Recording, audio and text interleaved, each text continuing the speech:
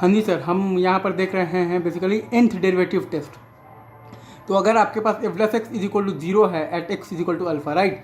तब आप निकालते हैं बेसिकली f तो double dash alpha, f triple dash alpha, f four dash alpha और dot until we get the first non zero value, जब तक कि पहला नॉन जीरो वैल्यू ना आ जाए। और अगर आपके पास पहला नॉन जीरो वैल्यू जो है वो अगर आपका ऑड डेरिवेटिव्स पर आ रहा है, लाइक आपके पास वो आ रहा है बेसिकली, तो किस पर आ रहा है, तो थर्ड डेरिवेटिव पर, तो फिफ्थ डेरिवेटिव पर, सेवन्थ मतलब तो खैर डेरिवेटिव पर, तो तब तो वहाँ पर तो देन नाइदर लोकल मैक्सिमा है और नॉर आपके पास लोकल मिनिमा है, तब तो वहाँ पर ना ही लोकल मैक्सिमा है और ना ही आपके पास लोकल मिनिमा है। लेकिन अगर आपके पास फर्स्ट नॉन जीरो वैल्यू आ रहा है आपके पास इवन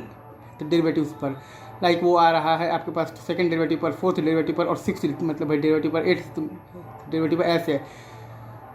तब हम लोग देखेंगे कि जो आ रहा है बेसिकली नॉन जीरो वैल्यू, अगर वो जीरो से बड़ा है तो पॉजिटिव है, तब वहाँ पर लोकल मिनिमा है, और अगर वो जीरो से छोटा है नेगेटिव है, तब वहाँ पर लोकल मैक्सिमा है, राइट। अगर मैं एक बार तो फिर से बोल देता हूँ, nth डेरिवेटिव टेस्ट में ये होता है कि अगर आपके पास f dash x is equal to zero है at x is equal to alpha, तो हम लोग निकालेंगे f double dash alpha, f triple dash alpha, f four dash alpha और dot until we get the first non zero value, right. और अगर आपके पास पहला जो नॉन जीरो वैल्यू है अगर वो आपका बेसिकली ऑड तो डेरिवेटिव पर आ रहा है, फिर ठीक है, तब तो वहाँ पर ना तो लोकल मैक्सिमा है और ना ही वहाँ पर लोकल मिनिमा है, राइट। और अगर आपके पास पहला